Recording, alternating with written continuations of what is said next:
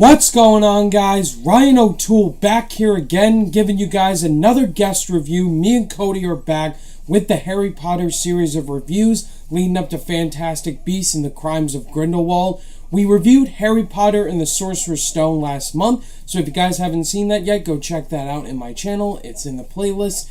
And now, today, we're going to be talking about the sequel to that. That is Harry Potter and the Chamber of Secrets. Directed once again by Chris Columbus, his final film he directed in the franchise, and starring Daniel Radcliffe, Rupert Grint, Emma Watson back in their respective roles, and also some new people like Kenneth Branagh as Gilderoy Lockhart, Alan Rickman back as Snape. So of course Harry is very excited to go back to Hogwarts because he hates living with the Dursleys, but he is then warned by a house elf that things aren't so good at Hogwarts. He tells him not to go, that Harry shouldn't go back to Hogwarts, and of course he doesn't listen to him. He goes back to Hogwarts with Ron and Hermione, and the Chamber of Secrets has been opened. And it's up to Ron, Harry, and Hermione to figure out who's behind this all and to save Hogwarts. I could say right off the bat, Cody, I really love Chamber of Secrets. It's one of my favorites in the franchise. I think it's better than Sorcerer's Stone.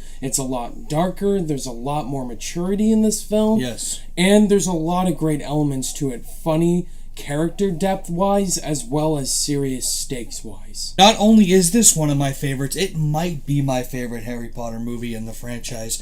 A lot of people overlook this movie. They think because of the length being 2 hours and 40 minutes, it is not. That's what makes this so good. You get so much time and so much moments with these characters. They build off from the Sorcerer's Stone, and that's why I love it so much. Yes, it is darker. Yes, you still get that comedy in there, but the one thing that I think most people overlook is the amount of stuff you get in this 2 hours and 40 minutes. The development is so much better in this film. I thought all three of the performances were much better in this film. And I just loved how dark this film was. Like, what is the Chamber of Secrets? What is it all about? Who opened it? Who is the heir of Slytherin? This is all the stuff we love. One of my favorite parts of this film is seeing all the kids getting petrified and seeing how dark it really was. You could totally see everyone was affected by it. Everybody was worried about it. And it really became a part in the movie where, especially if you're watching it for the first time, who's next? Who's going to be petrified next? And it definitely had me on the edge of my seat. And knowing that I haven't seen this movie in a long time, I sort of forgot who got petrified. So I kind of was having those thoughts in my head. Each scene got really more serious. And of course, we got to talk about some great entertaining scenes in Chamber of Secrets, like the dueling scene. Yeah, that was a fun scene. That's one of the memorable ones for sure. We see Professor Snape and Mr. Lockhart going at it, which, can we talk about Gilderoy Lockhart for a second? Yes, we can. Yeah, what a phony that dude is. Yeah. Just when you find out that he really isn't who he says he is, he's sort of just this people did his work for him and he took advantage of it kind of thing. Yeah. Kenneth Branagh did a great job in the role. He's perfect for the role. Yeah, definitely. But just once you find out the twist that he isn't who he is, it's kind of like, what a phony. They kind of wasted him at the end. I thought he was going to be the heir of Slytherin, the main villain. Yeah. You see that he tried to poison Ginny Weasley. I mean, you can't do that. And then he kind of loses his memory at the end, and that's about it for his character. The stuff in the Chamber of Secrets with Tom Riddle, Voldemort, is a really interesting thing. And if you read the books, you know it's not a spoiler for you, but Tom Riddle, how intimidating of a villain he was. Yeah. The Basilisk, the final battle, the Basilisk looks scary as shit. It looks so good. Yeah. It still holds up. Yeah, all the creatures, the spiders in this movie. Ugh. And there's a lot of scary imagery in Chamber of Secrets. The blood writing on the wall. Yeah. And all that is fantastic. Harry and Ron turn into Crabbe and Goyle. And Hermione's a cat.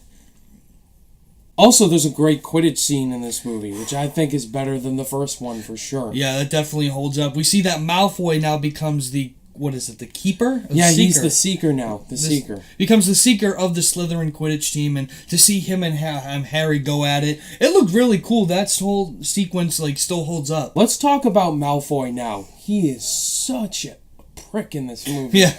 Calls Hermione a mudblood, and that brings us to his father, Lucius Malfoy, played by Jason Isaacs. Who did a very good job. He is such an underrated character. Not a lot of people talk about Lucius Malfoy. He's such an awful human being. And Dobby, the scene at the end that he's Lucius Malfoy's house elf. Didn't see that coming. Didn't see that coming at all. If you guys read the books, you guys saw it coming. Don't blame us. Also, I really liked we saw the Phoenix bird, Dumbledore's bird in the movie. Really cool. Who ends up really helping things at the end. Too. Absolutely. And then seeing it burn in Dumbledore's office was like, what? And then seeing it come in the end is really awesome. Yeah, saving the day. You know, he is the one who blinded the basilisk. Let's talk about the pacing, because I know some people are going to probably bring it up in the comments section. It's 2 hours and 40 minutes. It's the longest Harry Potter movie. Some people might have a problem with it. I don't, but do you want to mention anything? Yeah, I definitely don't have a problem with it, but it's something that's kind of a flaw with the pacing. Sure. Some scenes are slow, but some are very good dialogue scenes that get you invested in the film. And I understand there are some pacing issues, but mostly my biggest flaw is the CGI in some scenes. Okay. Like, oh, we forgot to completely talk about the flying car.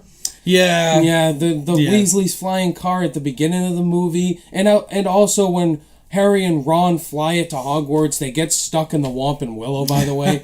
So many great, iconic Harry Potter things in this movie we're probably forgetting. Yeah, you guys can let us know. There's some scenes when they're flying out and you see the Hogwarts Express and Harry hanging on like he's a freaking superhero. Yeah, and obvious CGI in the back. That's so dated, but you accept it because it's a good movie. So all in all, guys, Chamber of Secrets has a lot of great moments in it. I think it's one of the more underrated installments in the series. It's a really good improvement over Sorcerer's Stone. Really great story, really dark moments indeed.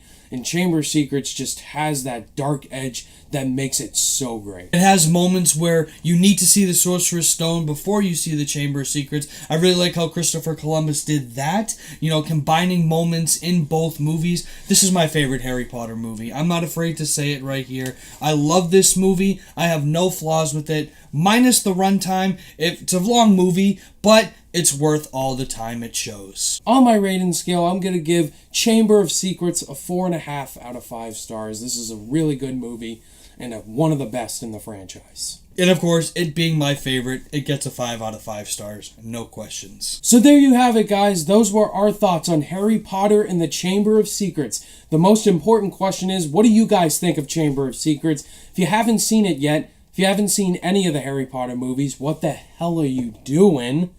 Go see them. Of course, guys, let us know your thoughts and opinions. And thank you guys, as always, for watching this review. And if you guys liked it, give it a thumbs up. And if you're new to the channel, be sure to subscribe today for more content. Stay tuned for Prisoner of Azkaban next month. And all my social media links are in the description down below. Click that notification bell on your way out. And I'll see you guys in the next video. Bye!